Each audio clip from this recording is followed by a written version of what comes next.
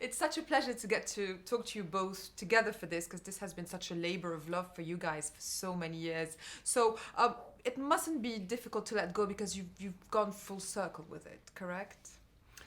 Well, I guess we've gone full circle. We've gone sort of full circle backwards, Yes. making them out of sequence, of course, because the Lord of the Rings followed the Hobbit as books. Yeah, it feels like we've finished just a big job, and hopefully it's a job well done and time to move on. And I don't have a huge sentimentality, because I think you're so focused on making the best film you can, and if you've made the best film you can, then you're happy rather than feeling sad.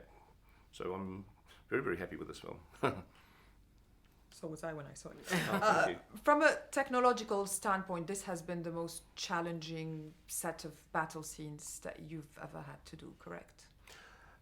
Well, every battle scene is a big challenge, and how this one stacks up against the Lord of the Rings battles, I guess other people will make their decision about that.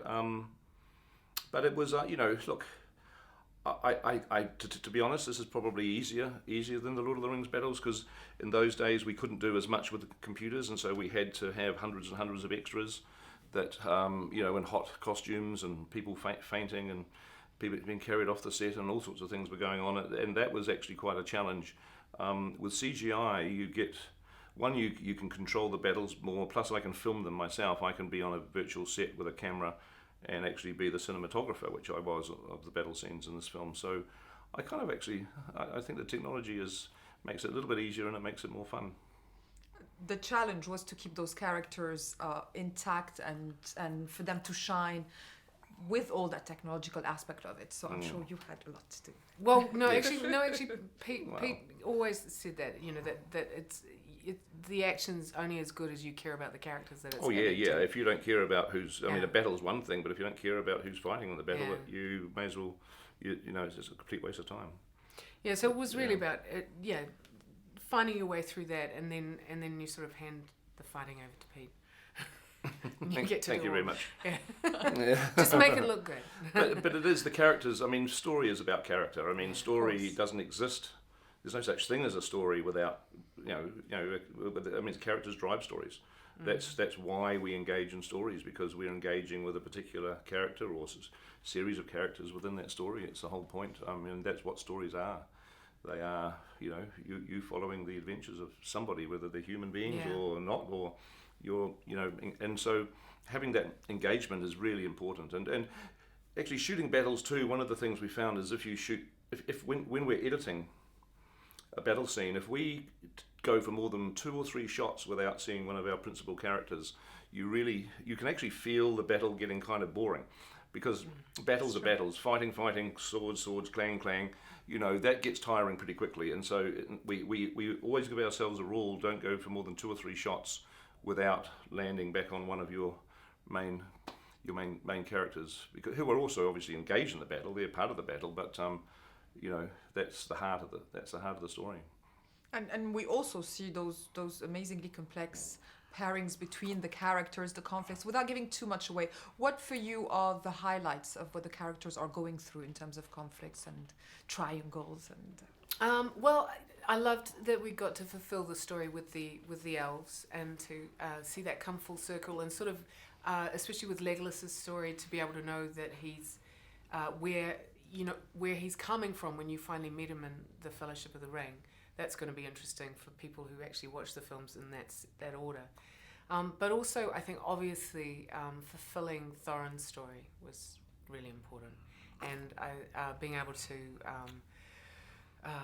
You become very invested in whether he can pull himself back and become the person that you think he is, because you feel like you've lost him and he's turning into almost this monster.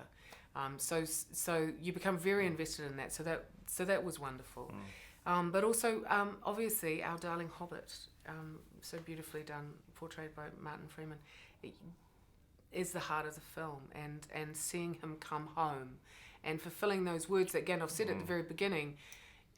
I can't guarantee that you will come back, but if you do, you will be changed, and he's changed.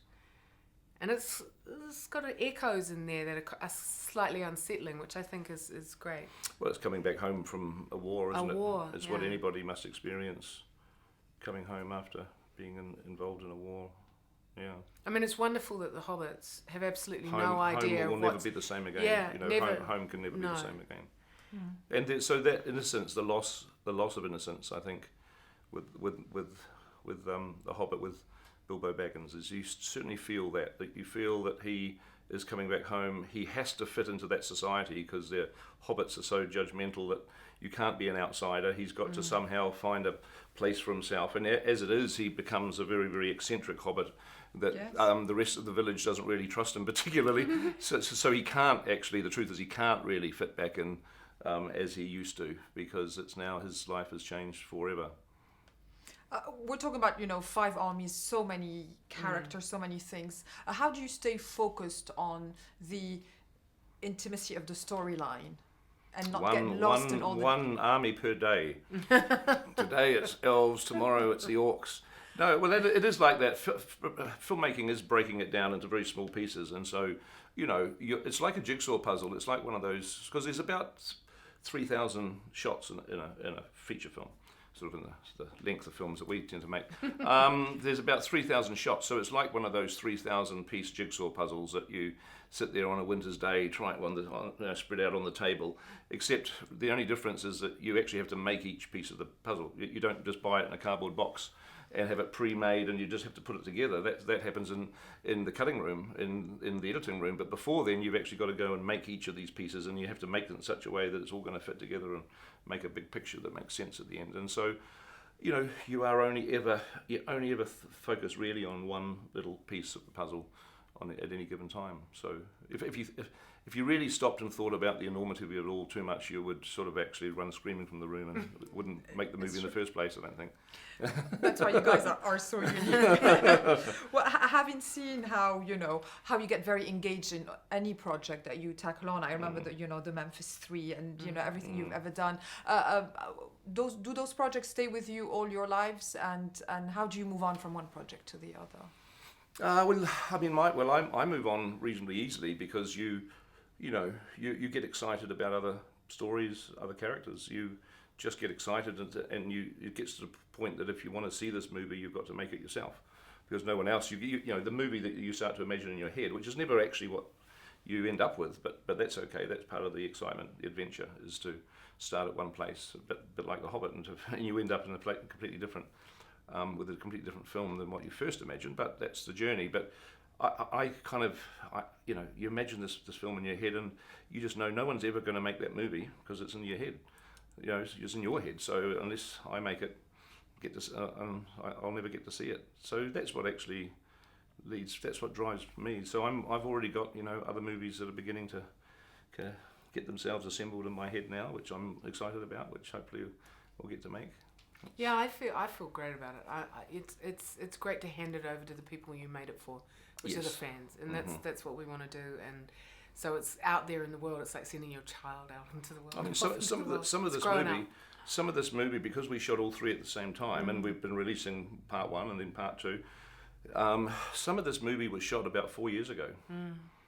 A long time ago. It's a long time, and normally you shoot a scene from a movie, and within about 6 or 8 months, it's released on the screen. But we have scenes in this movie that were literally shot 4 years ago.